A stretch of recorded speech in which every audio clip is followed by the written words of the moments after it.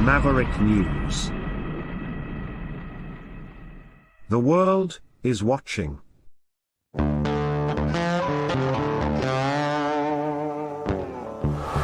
In a universe full of ideas, we draw lightness from the dark to a place where opposites attract. Right meets left, positive touches negative, sparking an explosion of truth. Because politics makes strange bedfellows.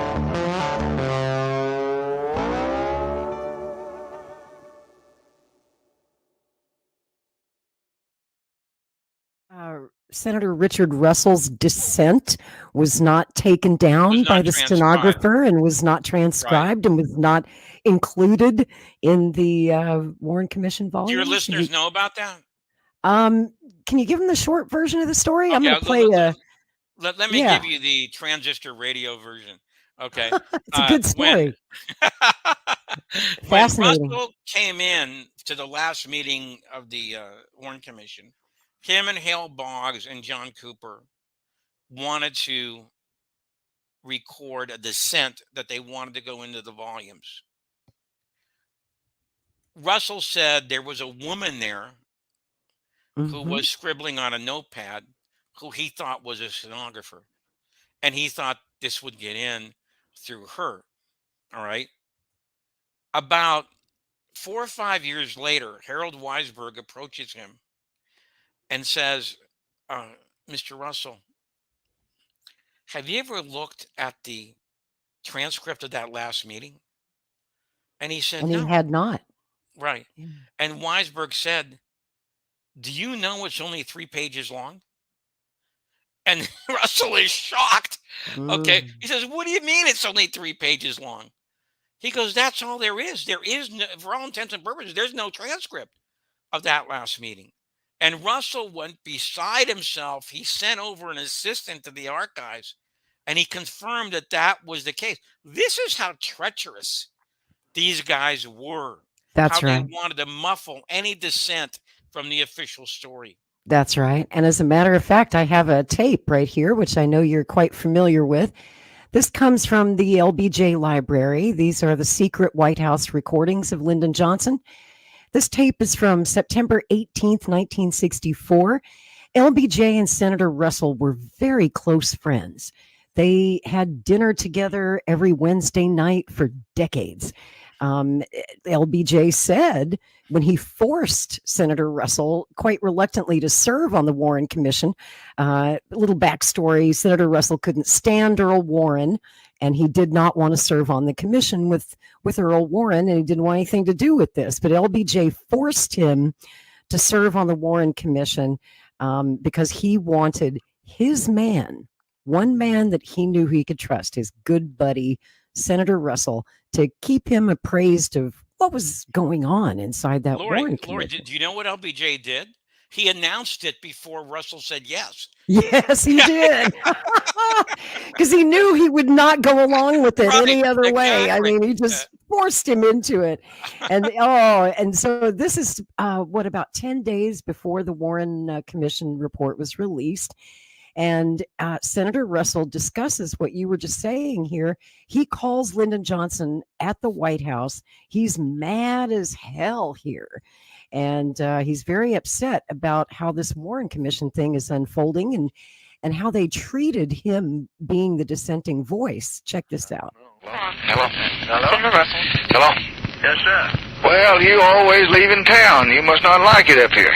Well, you left. I figured that you got out of town that country could get along a whole lot better without me than it could you. I don't know. So I got out. No, that dang Warren Commission business has whooped me down, so we got through today, and I just, you know what I did? I went over and got on the plane and came home. I didn't even have a toothbrush. I didn't bring a shirt. I got a few little things here. I didn't even have my pills, antihistamine pills to take care of me in emphysema. Why did you get in such a rush? Well, I've just worn out fighting over that damn report. Well, you ought to take another hour and go and get your clothes. No. Well, they were trying to prove that the same bullet that hit Kennedy first was the one that hit Connolly. went through him and through his hand, his bone, into his leg, and everything else. Just a lot of stuff there. I couldn't hear all the evidence and cross-examine all of them. But I did read the record, and so I don't know. I was the only fellow there that practically that suggested any change whatever and what the staff had got up. This staff business always scares me. I like to put my own views down. But we've got you a pretty good report. Well, what difference did it make which bullet got Connolly? Well, it don't make much difference, but they said that they believe that the commission believed that the same bullet that hit Kennedy hit Connolly. Well, I don't believe it. I don't either. And so I couldn't sign it. And I said that Governor Connolly testified directly to the contrary, and I'm not going to approve of that. So I finally made them say there was a difference in the commission in that. Part of them believed that wasn't so. And, of course, if a fellow was accurate enough to hit Kennedy right in the neck on one shot and knock his head off the next one when he was leaning up against his wife's head, not even wound up, well, he didn't miss completely with that third shot. According to that theory, he not only missed the whole automobile, but he missed the street. Well, the man's a good enough shot to put 2 bullets right into Kennedy. He didn't miss that whole automobile.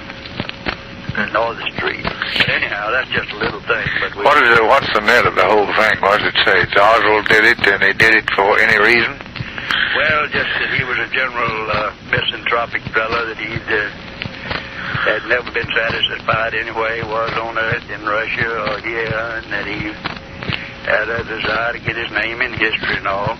I don't think you'll be displeased with the report. It's too long, but it's a whole volume. Unanimous? Yes, sir. I tried my best to get in a dissent, but they'd come around and trade me out of it by giving me a little old thread of it. Just wanted to get his name in the history books, they said, of Lee Harvey Oswald. But, Senator Richard Russell, he wasn't buying the single bullet theory, as you just heard there. John Connolly, who was riding in the car with Kennedy and who was wounded, he never believed the single bullet theory either. And as it turns out, and we didn't really find out until we got the LBJ tapes 30 years later in the 1990s, that Lyndon Johnson himself didn't believe his own Warren Commission. He thought the single bullet theory was stupid. I mean, he was a hunter. He knew guns really, really well. And he knew that was a fairy tale, as Jim Garrison liked to put it. But speaking of fairy tales and LBJ, one of my pet peeves, Jim, is the false sponsor story that I believe the CIA and certain Republicans cooked up back in the 60s. Shall we say the Nixon forces and the forces aligned with George Bush and the CIA put forward a number of false sponsors to distract the public from the real culprits, who I believe are the CIA.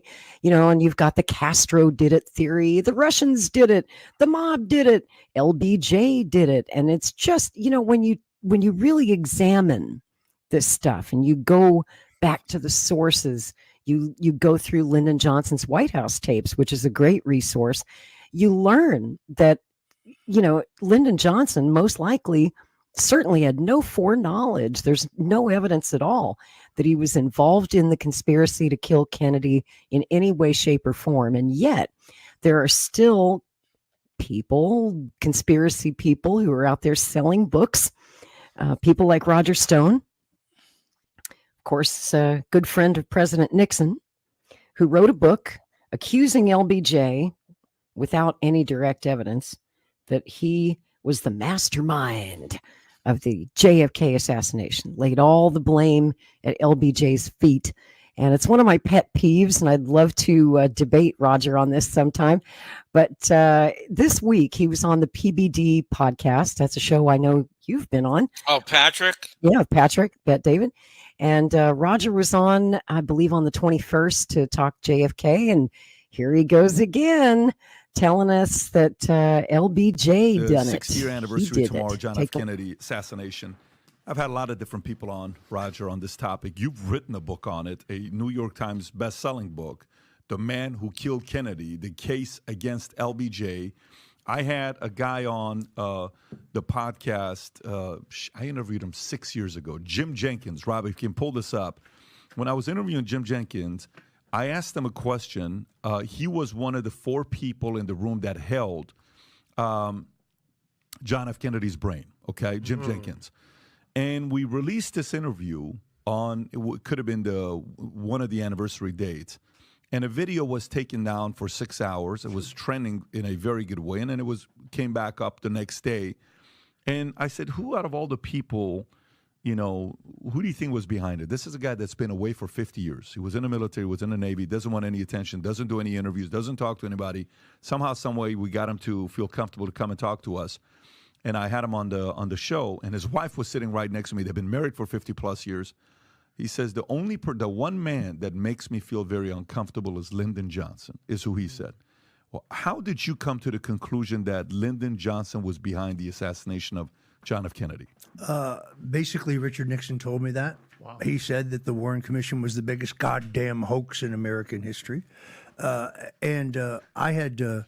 always had my suspicions, but the point here is that everybody who's analyzed the Kennedy assassination looks at it through a specific prism. So Robert F. Kennedy Jr. is right when he says the CIA is involved.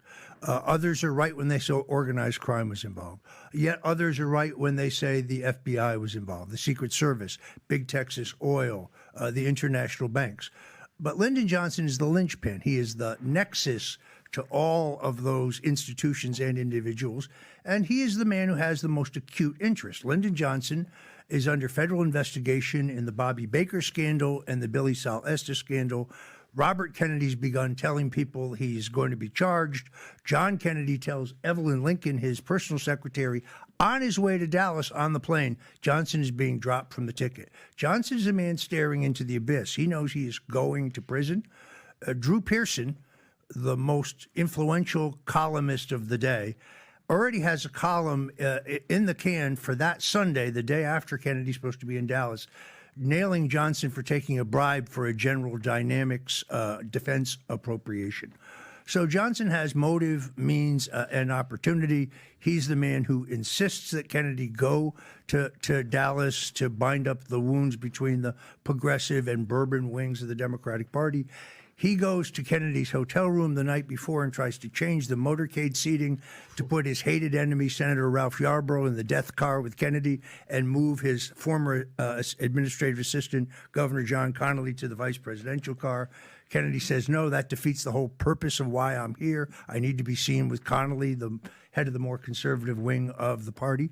And in my book, I prove, using eyewitness evidence, fingerprint evidence, and deep Texas politics, that Johnson and all these other entities, each of whom has their own motive, the CIA about the anger over the Bay of Pigs failure, the anger over Kennedy's secret deal to remove our missiles from Turkey and Italy in the Cuban Missile Crisis, Big Oil over the repeal of the oil depletion allowance, organized crime who feels double-crossed by JFK because they financed his election and they broke arms for him in Chicago and in Texas in 1960, in which he wins a razor-thin victory.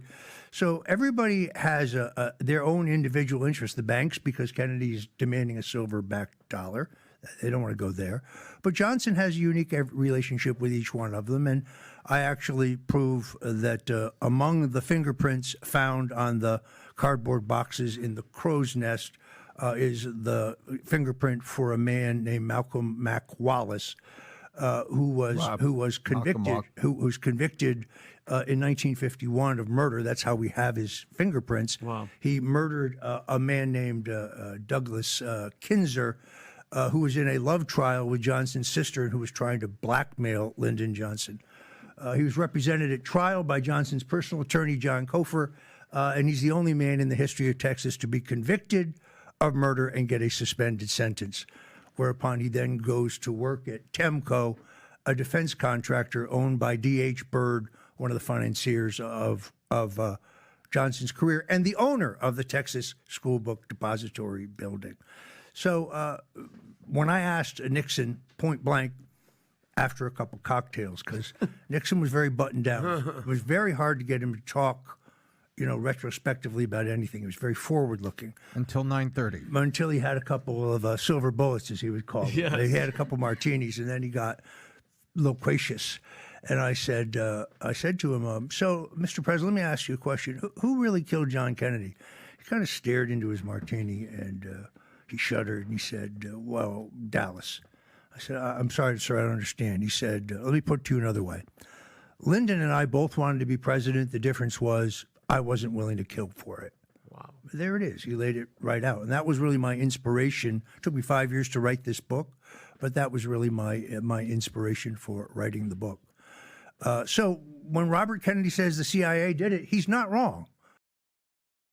Well, he's not wrong when he says the CIA done it. And I say the CIA done it. What do you say, Jim? Who done it? I'm really surprised that Patrick let him run on but Patrick gave him an hour. Patrick, he knows a lot about the case, but he doesn't know all the ins and outs. He's really a businessman, a very successful businessman. Okay, now here's my first question. How would Nixon know that LBJ was behind the plot to kill Kennedy in the first place? Johnson and Nixon hated each other. Okay, so do you think he's got? Come on, please. All right. Secondly, that I can't believe he's still talking about that fingerprint evidence. That was debunked years ago by Joan Mellon, wasn't it? Well, it wasn't really Joan Mellon. She gave it to this expert, one of the highest, authorizations in that field, to examine it. And the guy said, no, it's not Mac. In fact, Mac Wallace was in California that day. Okay. But yet Roger is still talking about this as if it is valid evidence. And people believe it too. I mean, when you look at the opinion polls, and I find it alarming, Jim, that almost 20% of Americans think that LBJ was involved in the conspiracy to kill President Kennedy. That's almost as many people think that Oswald did it. I mean, that's actually correct. That is correct. And the it's the CIA's in third place with 17. Right. Right. And so I say that, Richard Nixon, I mean, what I think Roger Stone's doing here, and you'll notice the books that come out accusing LBJ of being a part of it, like Bar McClellan's book. He was tied directly to the Bush family.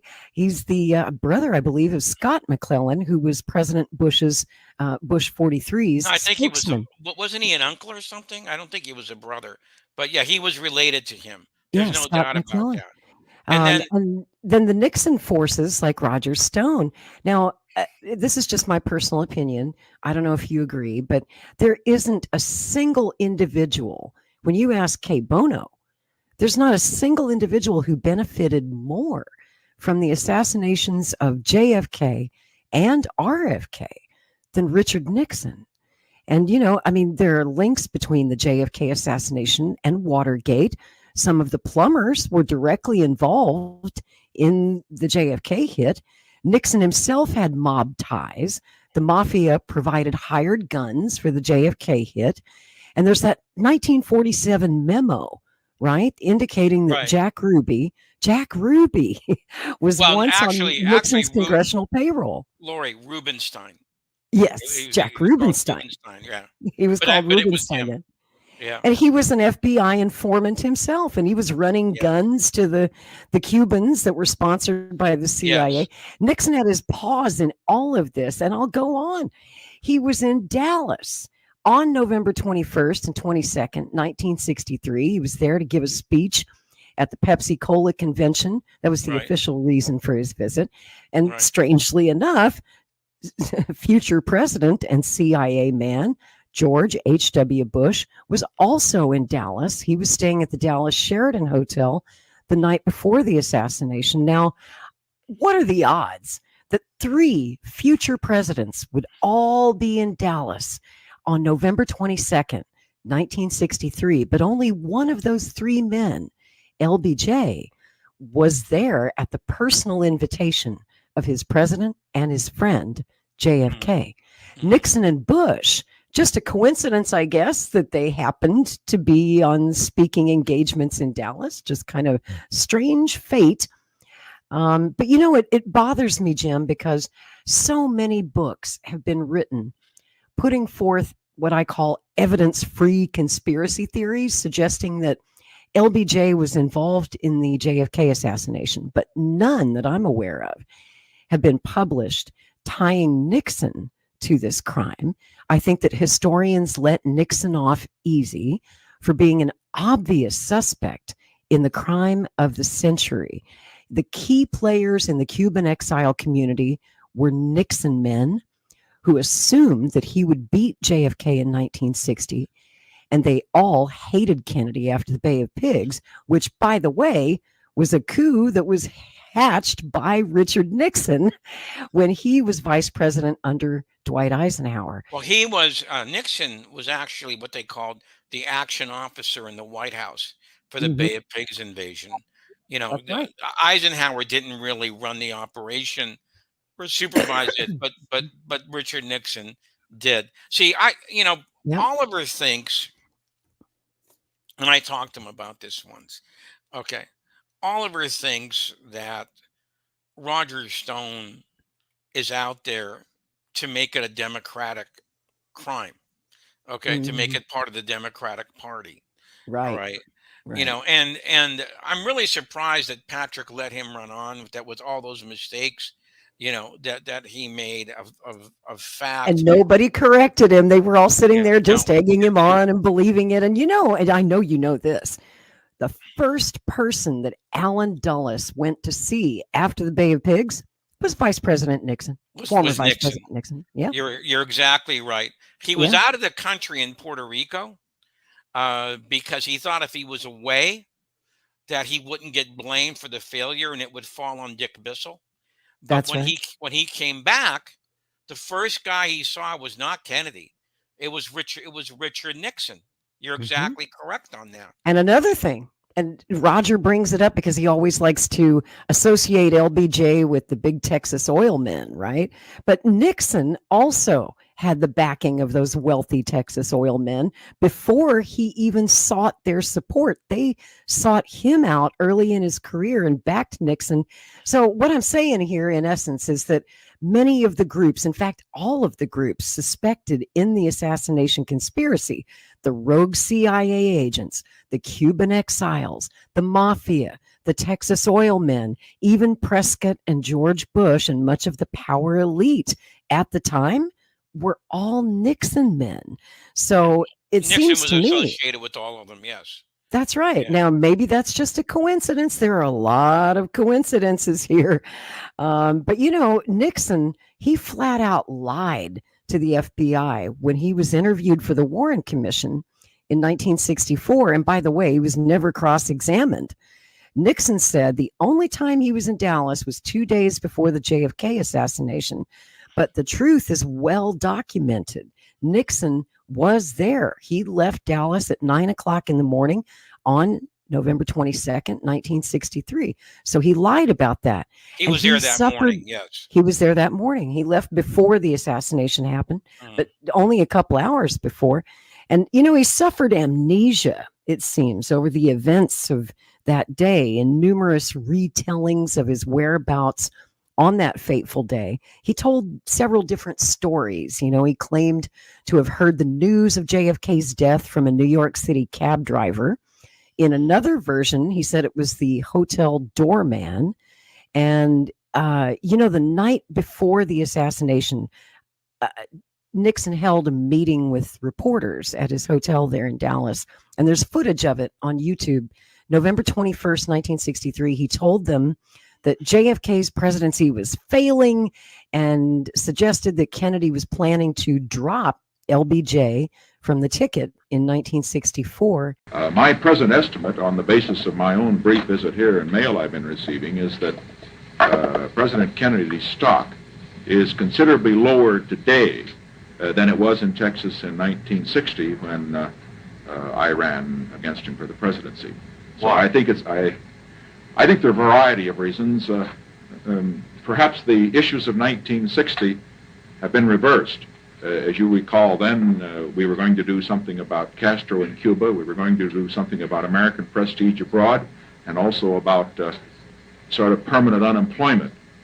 We find that on all of these issues, there's been no action. And in addition to that, we find that despite the fact that President Kennedy has one of the largest majorities in Congress of any president in history, it's one of the poorest percentage records of accomplishment in history. So these things, I think, have had their effect in Texas. And another reason I think perhaps that President Kennedy may be weaker in Texas today than he was in the campaign of '60, as of this time, is because Lyndon Johnson's stock is not as high in Texas, at least from what I've seen, as it was. In 1960, Lyndon was a help. In 1964, he might not be a help. And on that morning of November 22nd, 1963, as Nixon was leaving Dallas, this one always stuck out in my mind as bizarre. He walked up to the American Airlines ticket counter alone to check in for his flight to New York City. And he made a rather curious remark to the flight attendant. He said, "It looks like you're going to have a big day today." That's one I didn't know about. And then it just so happened that, just like Nixon, George Bush was also boarding a plane that morning in Dallas. Boy, the airports were busy that morning. Private plane that transported him to Tyler, Texas, which is about a 40-minute flight east of Dallas. He was there to speak at a Kiwanis Club event. And it was a lunchtime speech. So news of the assassination came while he was giving his speech. At least he has a thorough alibi, right? He was seen by hundreds of witnesses at the luncheon, and his speech, of course, was canceled. But it's just interesting to me that Nixon. Here's another interesting story. He was there. He attended JFK's inaugural. And even though he liked to say that the election of 1960 was stolen from him in Cook County, Illinois, and all the vote stealing supposedly that went on.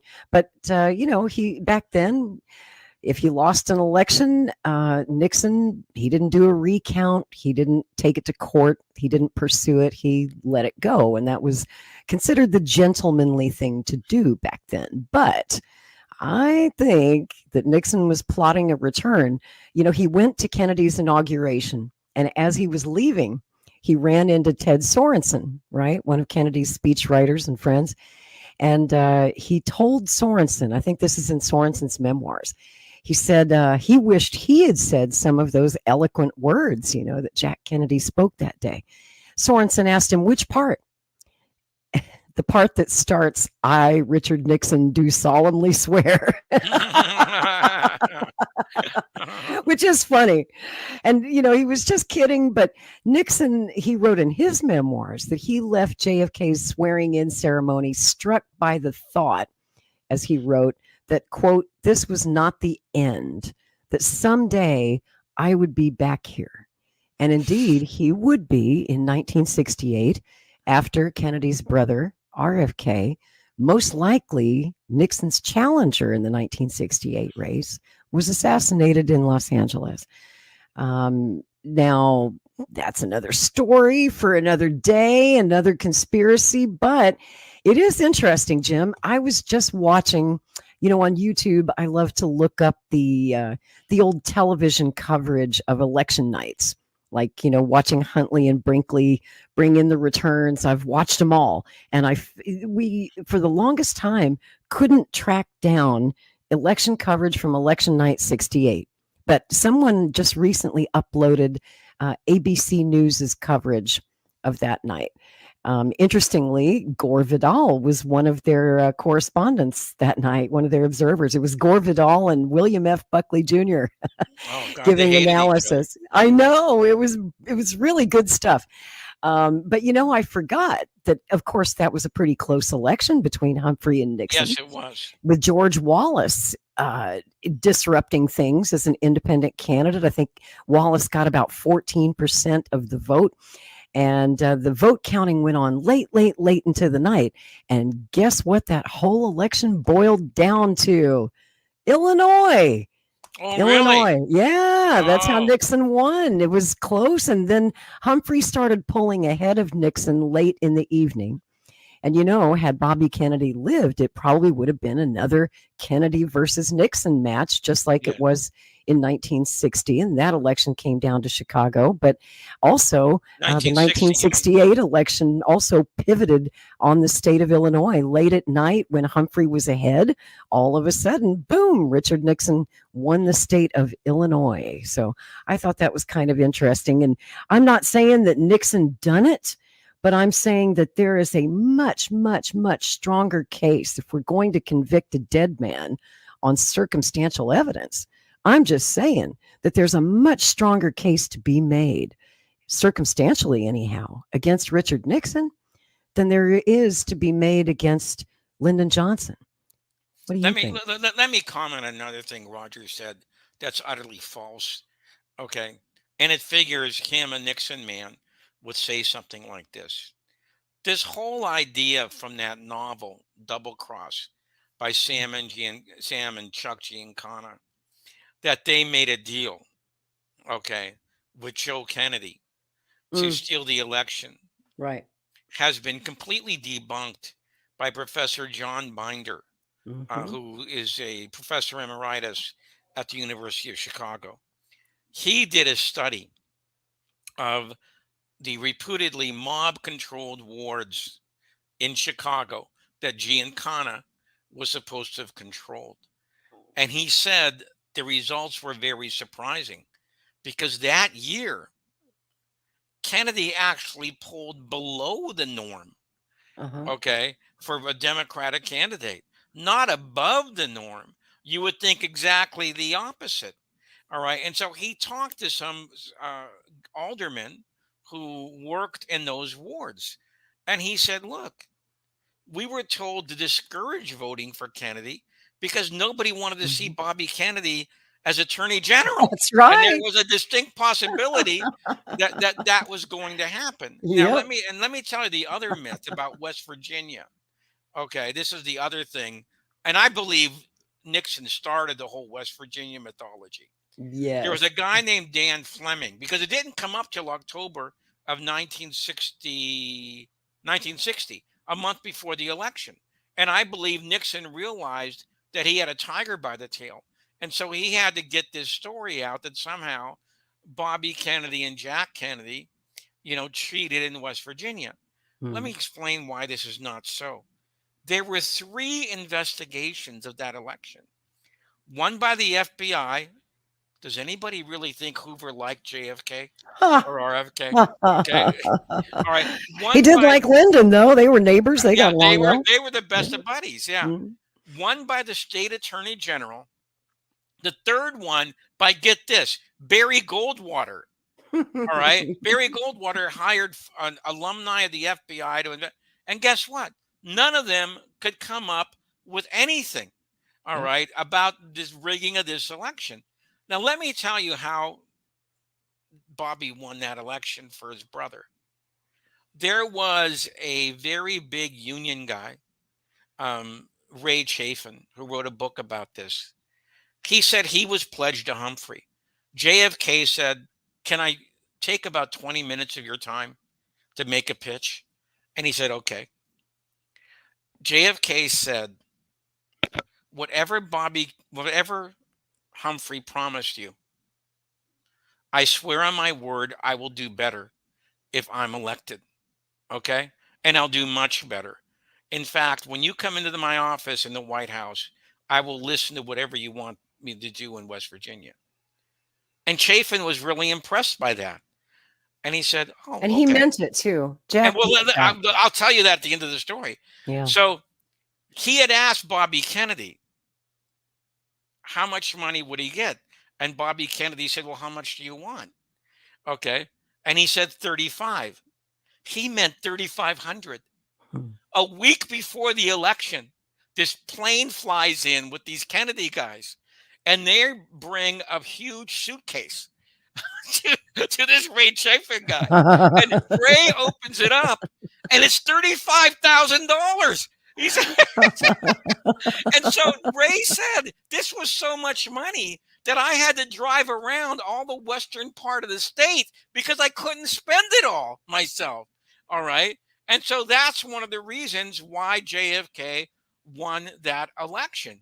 All right. Back then, you could do stuff like this. Now, the closest. Yeah. So it basically didn't, in other words, in the big picture, Illinois didn't even matter. Right.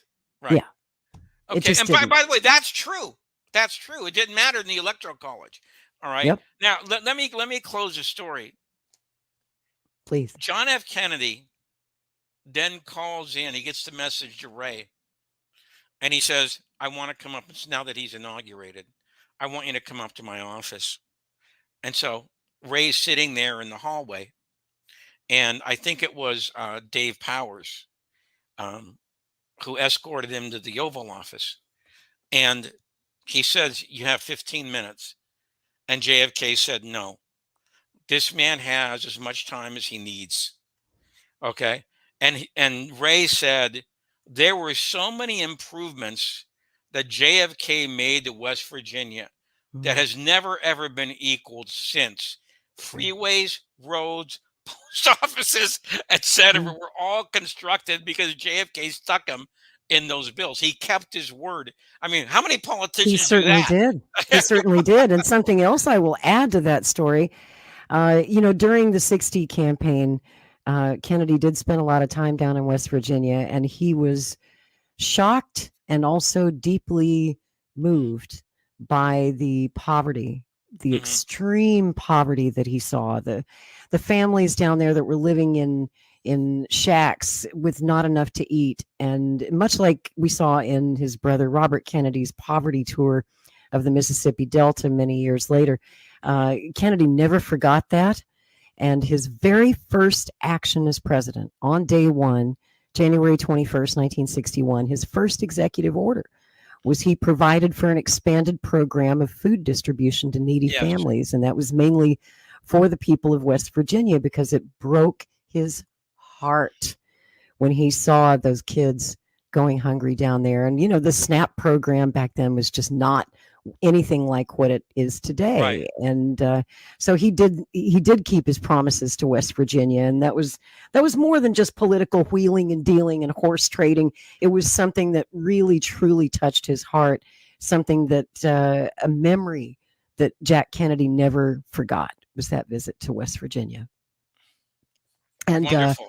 Yeah. I know we're running out of time, but since we were talking about Oliver Stone and the attacks on Oliver's JFK, and then again, when he did JFK Revisited, of course, the usual suspects come crawling out of the woodwork to attack him again. And I wanted to show you this clip because you've been so busy. I don't know if you have had a chance to see it yet. As we see every year, the few surviving, people who were there that day, Secret Service agent Clint Hill usually does a lot of interviews around the anniversary. And he's interviewed here, and I wanted to show it to you because he specifically attacked your film, JFK Revisited. I don't know if you've seen this or not, but I wanted to play it for you and give you a chance to respond since you're the screenwriter and researcher on that film. If he thinks you got it wrong, I do want to give you a chance to correct it. 60 years later, the images of the assassination of President John F. Kennedy are just as haunting. But 91-year-old Clint Hill can recall every detail without opening his eyes. How often do you think about that day? At least once every day, maybe more. Still there embedded in my brain, and it never leaves. Hill was trailing the presidential limousine in the motorcade as the Secret Service agent assigned to First Lady Jacqueline Kennedy. When 3 shots were fired on that November day in Dallas, Texas, the young agent jumped onto the back of the limo in a desperate attempt to protect the president and Mrs. Kennedy, cementing his place in that dark day in history. There was no thinking there, you just did it. Just reaction. Do you recall having any thoughts in that moment? Just get there. Get on top of the car. Get your body above theirs, between them and any possible person that's trying to do them harm. The 91-year-old has written a new afterword for his book 5 Days in November, ahead of the 60th anniversary of the assassination. What is there that you're saying in here that you haven't already said? Well, I was very concerned that the general population still has not accepted the truth about the assassination. It's hard for me to believe that the numbers of people who still believe in conspiracies, they don't really accept the actual fact of what did happen. Hill's recollection has never wavered. One man, one gun, 3 shots, all from the 6th floor of the Texas Schoolbook Depository. But he worries about those who give credence to conspiracy theories that suggest otherwise. You said, I fear that once all of us who were witnesses to history are gone, the truth will be buried along with us. I'm sure it's not lost on you that there's only 2 surviving Secret Service members from that day. You worry about that time when neither of you will be here? I just hope that people would read this and believe it, because it's truth, and not listen to the other garbage that comes out. Of late, those conspiracy theories have been fueled by a new account of the assassination made in a recent book by Hill's former partner, Secret Service agent Paul Landis. Landis telling the New York Times he's, quote, beginning to doubt myself about Lee Harvey Oswald being the lone gunman. Hill dismisses Landis's account as fiction. What Mr. Landis had written in his book cannot be true. You think he's being dishonest or just has a different recollection of what happened? I don't know. What does it say to the American public that the 2 of you don't have your stories aligned? Well, it just gives them further reason to believe in the conspiracy theories. And that's unfortunate. That's a deep, deep concern to you. Very deep concern to me. Conspiracy theories are now conspiracy facts. Hill also takes issue with how director Oliver Stone's feature film and documentary about the assassination have further fueled those theories. It was not fact. It was fiction. I mean, if you're going to make it fiction, announce it that way. This is a made-up story. Don't tell people that this is fact when it's not. And that's what he has done. Did he ever call you? No.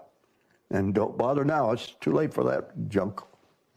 Hill says he's accepted that his actions on that day will likely be how he's remembered. What does that acceptance look like or mean to you? Well, people keep thanking me for what I did, but I appreciate that very much. But I didn't complete my task, which was to save the president's life. And that's what's bothered me all these years, 60 years now. Job was to keep the president alive and safe. And I was not able to do that. Your legacy, what do you want it to be? Well, I just, I tried. I tried to do the best job I could. Unfortunately, it wasn't enough. Do you ever think about how, had this not happened, what your life might be like? Oh, yeah. Much calmer, much simpler. I wouldn't have had the experiences I've had, though. I was a lucky man to be given the responsibilities I was given. I'm very grateful. And we're grateful for him. To this day, Clint Hill believes if he had moved faster, he could have taken those bullets and saved the president's life. While he cannot turn back time, he feels that it's his duty to set the record straight about the facts of the assassination while he is still alive to do it. But ultimately, while he's made such huge contributions to American history and society, the thing he says that brings him the most happiness these days is his wife, Lisa, and spending time together with her in California. It's always, you've spent time with him. It's always a joy to spend time with him, but the weight that he carries is so monumental. Oh, for so many decades. It's nice to see him have some peace, but he still feels this responsibility to get the truth out there. Yeah, he sure does, especially with conspiracy theories, still out there. And he wanted to make that a point, that he pushes back hard on all that. And at 91, sharp as that. Yeah, right? Sure. Right. Indeed. All right, Jacob, thank you. Thank you, guys. Hey, thanks for watching. Don't miss the Today Show every weekday at 11 a.m. Eastern, 8 Pacific on our streaming channel, Today All Day. To watch, head to today.com/allday or click the link right here. So that was Clint Hill on the Today Show. And, I know that in the JFK conspiracy research movement, Clint Hill gets a lot of critique, and sometimes rightly so, because they said his story had remained consistent all these years, and you and I both know that it has not. It has evolved a few times, but he still sticks to the Warren Commission fiction. And this book is the annotated screenplays for both scripts that I wrote. There's over 500 footnotes. That's right. He is one of them. Okay. Do you know why? because he's one of the guys who said there was this big hole in the back of Kennedy's skull that he could see into. So That's what right. on earth is he talking about? That's why he covered Kennedy with his jacket at Parkland Hospital because Jackie wouldn't leave the car. The wound was so terrible. She didn't want people to see Jack that way. And it was Agent Hill, wasn't it, who took off his own jacket Secondly, and covered the head book, wound. There was blood on the trunk, okay, that he writes about in his book. Mm-hmm. All right. Well, how did it get there if the shot was from behind? And It's how that could darn wind again, Jim. It was a windy day. It was a tornado, man. and how could he possibly protect JFK from shots coming from the grassy knoll if he was behind the president? Okay. Clint Hill, and by the way, does he ever talk about staying up till 3 o'clock in the morning and getting bombed? Okay. Nope. He doesn't like to talk about that part. Okay. Because he had a drinking problem. It was called the cellar. Yep. Okay. And they were after hours and they served hard liquor. Okay. Mm-hmm. And those guys were there till like maybe 3 or 4 in the morning. Yeah, now, the call morning. for the next morning was 7 o'clock. How can you be at your best with 3 hours or 4 hours of sleep? Okay. That's so right. Clint Hill is a very muddled, confused guy who does not want, and most of those Secret Service guys are like that. Yep. You know, the only guy, maybe Landis, but he's a muddled guy too. And, Right. And now, I've seen several news reports. In fact, one just came across my phone while we were sitting here talking tonight. Another mainstream media attack on Paul Landis and his new revelations. And they're saying that it's a false memory that Paul Landis has. A false memory. Yeah. He's old, he's senile. It's a false memory, they're saying. Did Abe Bolden have a false memory too? Well, they locked him up. Yeah. His memories. They got him off stage. Okay. Yeah. We don't stage want left. you around. All right. Yep. So anyway, right. poor Clint Hill. By the way, this new wife of his, okay, was the Lisa person. McCubbin? Yeah. She was behind these books Mm-hmm. that he chose. I think he's written like 5 books in 6 years. Yeah. I don't think he ever wrote one before he met her. He married his ghostwriter. Right. Yeah. And she also tried to get a film made, Mhm. okay, called The Kennedy Detail. Thank God that hasn't come out yet. Okay. So Clint has done a lot through Lisa McCubbin to go ahead and become a rather prolific author. All right. I think he's written more books than any other Secret Service. I'll go further than that. I think he's written more books than all the Secret Service agents combined. All right. Yeah, but you know who's written the most books about it and the best books about it, in my opinion, is our friend Vince Palomara. He's written more books on the Secret Service and the JFK assassination than anyone. Yeah, I think about 4 he's written on the Secret Service, and you're correct. Vince is very good on that subject. All right, The and best, in my opinion. he's one of the guys that have shown that the Secret Service, for whatever reason, they called off the actual plan for the motorcycles on either side of JFK.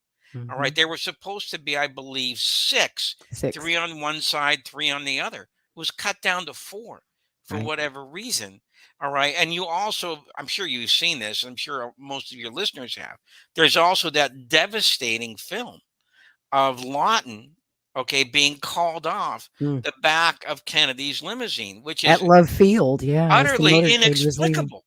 Yeah. And he's like, hey, what the? And he can't wait figure for it me. out. All right. Yeah, And Vince also showed that the motorcade route was changed. Yeah. In fact, it was changed the night before. And BJ Martin, one of the motorcyclists who was, I think, on the same side as Hargis, he said, this is the craziest motorcade route and the craziest formation I've ever seen in my whole life. He couldn't understand it. Well, there's a good reason he couldn't understand it, because it was so unusual. Okay. So these are all very, very serious problems, which I consider negligence on the part of the Secret Service. Well, and when you talk about Secret Service negligence, the one that gets me, I mean, God bless Agent Hill. I honestly do have a lot of sympathy for Clint Hill. He's in his 90s now. As you could see there in that clip, he's not in the best of health. This may have been his last opportunity to speak to the media and tell his story. And he has written several books in recent years. And I feel for Clint Hill because, to his credit, he was the only Secret Service agent on the detail that day who at least tried to do something, to do his job. He was late, but at least he did try. He lunged for the limousine. He climbed on board. He just got there too late. And God bless him, because he lives with a kind of survivor's guilt and PTSD that none of us could ever understand. Yes, so that's true. I'm willing to forgive him some cloudy memories. I know he did have an alcoholism problem for many years, like many members of the Secret Service detail did. They were heavy drinkers, as we know. But I did want to say that the one that really gets me, and it's amazing how he skated on the whole deal, was Agent Roy Kellerman, the agent who was seated in the front passenger seat. I mean, of course, I have my issues with Bill Greer hitting the brakes when they were, after the first shot rang out. Greer slowed the car down. But the one that really gets me, the one I'm still angry at after 60 years, is Agent Roy Kellerman, because it was his job. He had one job, and that was to fly over that seat and cover Kennedy the way that Agent Rufus Youngblood did for Vice President Johnson, 2 cars behind them. But Roy Kellerman failed in his job that day, and I never really heard him express any remorse or regret. That's bad enough, and that's true. Okay. But Kellerman was the guy at Parkland Hospital who was ready to beat the living daylights out of Earl Rose unless he let the gurney go outside, and be escorted to the airfield. Steal the body. Right. Steal And Kellerman was a big guy. Kellerman was like 6'3", 220. Yep. Okay. And he was ready to shove this guy up the wall and start beating him over the head. That's In fact, and as I'm sure you know this, that was the proper thing to do. The proper thing to do was to have the autopsy in Dallas. In Texas. So he was completely within his rights to ask them to stop it, and so he could perform the autopsy. But if you read, for example, Manchester's book, Death of a President, he even says in that book that as bad as what I'm describing here, I got stories that are even worse for what happened in that hallway to get that body out of there. Okay. But Kellerman was the chief culprit. Right. And I believe, and probably you do also, Earl Rose was a good pathologist. I think Kennedy would have gotten a good autopsy. We probably would have gotten an honest autopsy, Jim, had the authorities in Texas been able to do their job. Right. I totally agree. Yep. And, that's what Lyndon Johnson thought, too. Initially, he was wanting the Texas authorities to investigate the matter. He didn't want it to be a federal investigation at all. And some say, well, that's because he was involved. They were his friends. But I just want to say one last thing in Lyndon Johnson's defense. And I'm no great fan of Lyndon Johnson. I'm just a student of the case. And I used to think he was involved too, but I've come to realize that there's just no evidence that really makes Johnson look guilty of any conspiracy. And it's important to point out that Lyndon Johnson was not well liked or well connected in Dallas. Dallas was not in any way, shape, or form Johnson country. Dallas was conservative. It was Republican. Johnson country was south of Dallas in Austin and the Hill country. That was Democrat country in Texas back then. A lot of people get that wrong. They think that Johnson was good friends with the Dallas police chief. He was not. They think that Johnson was in with the Dallas oil money. He was not. Johnson was a pariah in those circles. They did not like him at all. That famous, we can close out the show with this, but there's a famous picture of LBJ with his hat on, punching the sky. Yeah, you yeah. know, and with Kennedy trying to hold him back. I love that picture. Now, do you know what that picture is really about? Tell me. I don't know if I know the story. Johnson was berating the crowd for booing Kennedy. Yes. That's what it's really about. And these Yes. people try and distort it into being something that it's really not. You know? So True. that's the final chapter. Okay. I'd All have to right. agree with you there. I mean, when you really look at it and you listen to Johnson's White House tapes, you read his memoirs and those who served, certainly the Kennedy leftovers, even those who didn't like him. He was, even when he disagreed with Jack Kennedy, he was always loyal. In politics, loyalty means a lot. And he was loyal to Jack Kennedy. And Jack actually liked Lyndon a great deal and respected him a great deal. The problem was always Bobby Kennedy and Johnson. Those two, I think George Reedy described it once as, you know how two dogs that they don't like the smell of each other, and they come into a room and there's this low growl, and those two men just never could. They never liked each other from the get-go. And the real problem was Bobby Kennedy and Lyndon Johnson, not Jack Kennedy. The enmity was not shared by President Kennedy. That's all right. So we've extended this a little bit longer. So let me cap it with this story. Okay. At the convention in 1960, Kennedy's advisors, okay, like Phil Graham, had convinced him to pick Johnson for political purposes. Okay. In other words, we can save the South if we go with Johnson. Bobby Kennedy was violently was violently opposed to this. Yeah. So in Jeff Schessel's book, okay, about this feud, Mutual Contempt. That's a great book. Right. He says that what Bobby Kennedy did was conduct a stairway subterfuge of what JFK really wanted. And he'd be going up and down the stairs trying to tell Johnson, no, he doesn't really mean it. Okay. He just wants you to say no, you know, and stuff like that. And then he'd go down and talk to his brother, you know, and finally, you know, Johnson had to call JFK, you know, and he said, no, this is for real. I want you as my vice president. You know, Bobby was doing all this funny stuff. And that shows you how much he didn't want him on the ticket. Right, you know? right. And Jeff Schessel's book is, I believe, that's the best book about the feud between Bobby Kennedy and Lyndon Johnson. Yeah. And, you know, that broke Lyndon Johnson's heart. He really felt like if Jack had offered him the job, he wanted to hear it from Jack, not his brother. That's why he called him. He said, I don't want to talk to your little brother. I want to hear it from you. And Jack was like, never mind my little brother. Yeah, everybody's got a little brother. but that shows you the seeds that started that whole thing. That's right. Okay. That's right. And it's unfortunate because there's you know, Johnson, I will say this, full disclosure, I did know Lady Bird Johnson and Lucy, his daughter. When I lived in Austin, Texas, I worked for years at a radio station called KLBJ, which was the station. I didn't know that. I did.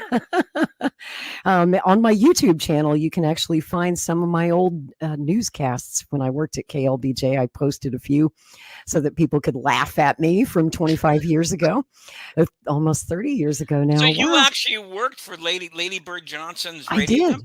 I did. I worked for the Johnson family. So I never knew Lyndon. Of course, he died when I was a little child. But I did know Lady Bird. She was actively involved with the day-to-day operations of that radio station. It wasn't just an investment for her. She truly loved journalism. She went to the University of Texas, my alma mater. She majored in journalism and had always dreamed of being a journalist. That's what she wanted to do with her life. And I'll say a couple of nice things about them. They're really good people. And Lady Bird Johnson, we have to thank, really, for so many of the early disclosures of the Johnson papers and the Johnson tapes.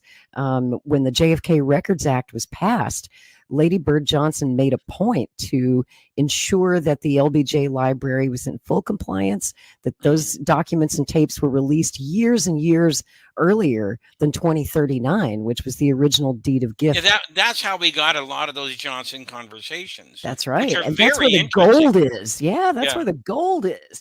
There's so much important information that changes our knowledge about the Kennedy assassination that comes directly from the Johnson Library. It's helpful that Johnson recorded everything in so many ways. Johnson was a very transparent president. When you go to the Johnson Library, and I lived in Austin and I spent a lot of time there. It was literally right out my back door. So I spent years going through the Johnson papers and tapes. And this was in the 90s and the early 2000s, just as these tapes were coming out. And, you know, Johnson recorded more conversations than any other president in United States history. Oh, I didn't know that. He did. He's got more we've got more hours of Johnson tapes by far than we have from Nixon or Kennedy or anyone else. The Johnson tapes are voluminous. It takes years. Well, he was a very talkative guy. He just let other people talk, which was very smart. You know, Lyndon was a good listener and he asked good questions, which is probably why he was a good school teacher. But he had a very curious mind. And, you know, Johnson, especially when you talk about the JFK case, you listen to his phone calls with Hoover on November 24th, right after the assassination. Johnson's grilling Hoover. He's asking a lot of really good questions. And I think he continued to question the assassination. He always had questions. And even though some say that he was complicit in the cover-up and the conspiracy because of the Warren report, and I agree that he definitely knew there was more to the story. Well, remember what he said to Walter Cronkite? Well, during a long interview I had with Mr. Johnson at the LBJ Ranch in September 1969, we talked about the Kennedy assassination. A portion of the interview was not broadcast at the president's request on the grounds, he said, of national security. I asked Mr. Johnson then whether he was satisfied there was no international conspiracy in his assassination. I can't honestly say that I've ever been completely relieved of the fact that there might have been international connections. You mean you still feel that there might have been? Well, I have not completely discounted. Well, that would seem to indicate that you don't have full confidence in the Warren Commission report. No, I think the Warren Commission study, and I think first of all is composed of the ablest, most judicious, bipartisan men in this country. Second, I think they had only one objective, and that was the truth. Third, I think they were competent and did the best they could. But I don't think that they or me or anyone else is always absolutely sure of every thing that might have motivated Oswald or others that could have been involved. And Johnson wouldn't go any further than that. And he had them shut off the camera, and he wouldn't let Cronkite play that part of the interview. True story. On television until after his death. And Yes. and that's how we found out about it. That's But right. here you have this guy saying, I don't believe that bullet either. And then you have him saying that Oswald was a really interesting guy, wasn't he? And he told Cronkite in that interview, I mean, Lyndon was a conspiracy theorist. He really, really was. And he said he never ruled out that there could have been an international conspiracy. Now, what Lyndon did not say, although he sort of hinted at it, that there was a domestic conspiracy. He always tended to point to Cuba or maybe Russia, but he characterized it as an international conspiracy, but a conspiracy nonetheless. And he didn't believe the single bullet theory. He didn't believe the conclusions of his own Warren Commission. And yet, out of fear for the lives of his wife and his two daughters, he would not speak of it publicly. And who could blame him? I mean, he was riding 2 cars behind Kennedy in Dallas. He got the message that day in Dallas. And, there's an interesting incident, Jim, and I don't even know if you are aware of this one because it was kind of forgotten about. I ran across it recently, about a year ago, going through old newspapers from 1964. And in February of 1964, there was a threat against Air Force One. Lyndon Johnson was taking a trip to Miami. And the FBI and the Secret Service received what they thought was a credible threat that some revolutionary Cubans were planning to ram a small jet into the side of Air Force One while the president was on board. Now, it intrigued me. That's one I never heard of. I know, I hadn't either. It was quite a discovery. I'll send it to you. It really took me back because I thought, now this is only 3 months after the national trauma of the murder of President Kennedy. He'd only been president for 3 months. And they were already, it seems to me, sending Johnson a message. It made the top stories in all the newspapers that day. Of course, the country was on edge. And it's amazing this report was even made public. But they rerouted Johnson's aircraft. They ended up having to sneak him in by helicopter. They took this threat very, very seriously. And I just thought that it was supposed to be like a Cuban suicide pilot, supposedly. And it sounded a lot like Operation Northwoods. Well, yeah, right. That's what they were going to was. Yes, Yeah. exactly. And it was so interesting. I was like, were they going to stage a terror attack, sort of like 9/11?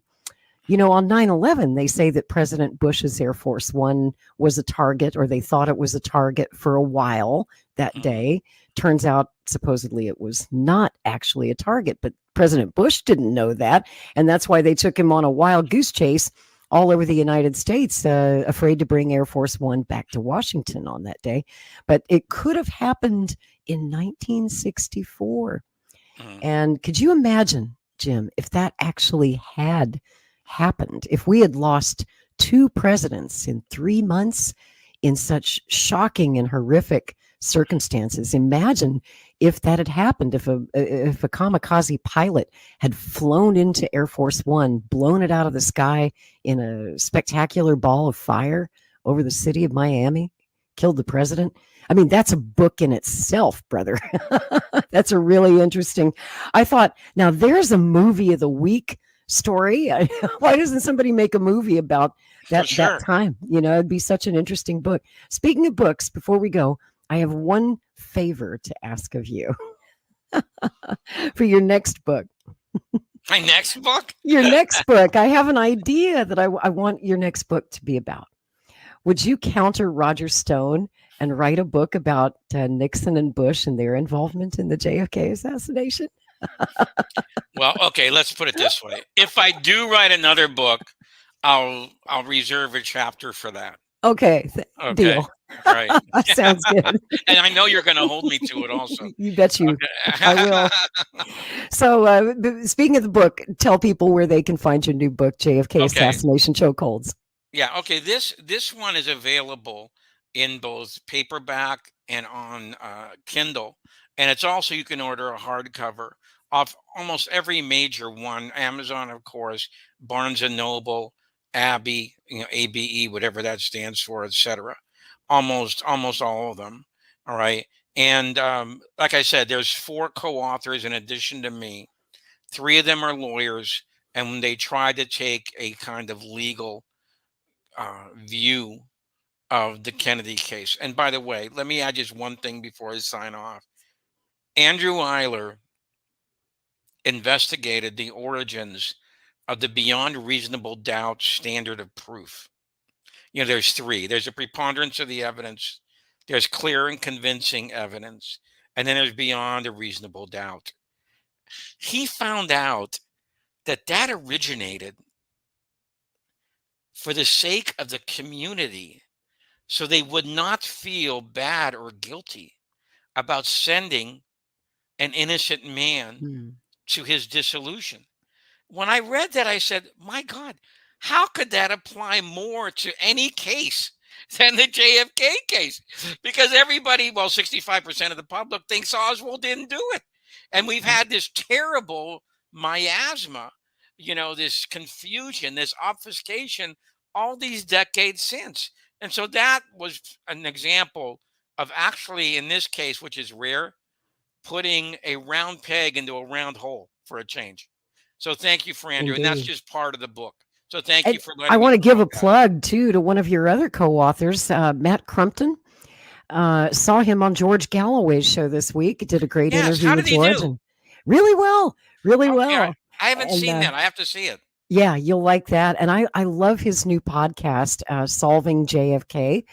I guess it's not new. He's been doing that podcast for about a year now. I spent much of this week going through and listening to, I think I'm almost through every episode of season 1. And he does a really impressive job. Yes, he does. Yeah.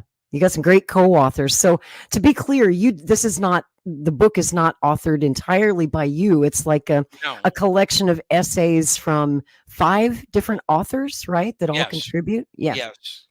To name the other ones, it's Paul Blow from Canada and Mark Adamczyk, who's an attorney from Florida, in addition to Matt and Andrew and myself. Those are the 5 authors. Yeah, it's really good so far. I'm not all the way through, but I'm enjoying it so much. And I always enjoy talking to you, Jim. I mean, when we get started on JFK, it seems like we can't get through it in less than 3 hours. And we almost did it. This is only supposed to be a 2-hour show. We always run overtime. I know you'll send me my overtime check. Okay. That's right. Checks in the mail, my friend. Checks in the mail. Such a pleasure speaking with you. Thank you again for sharing your wisdom with us. I'm so glad that you were here for the 60th anniversary to set the record straight and keep people informed. And I look forward to the 70th anniversary when we're both much older and grayer. Okay, thank you. Thank you so much, Lori. Have a good night. Thank you, Jim. And thank you, everyone, for watching Strange Bedfellows. We'll see you back here next Saturday night at 9 p.m. Eastern. Till then, peace. In a universe full of ideas, we draw lightness from the dark to a place where opposites attract. Right meets left, positive touches negative, sparking an explosion of truth. Because politics makes strange bedfellows.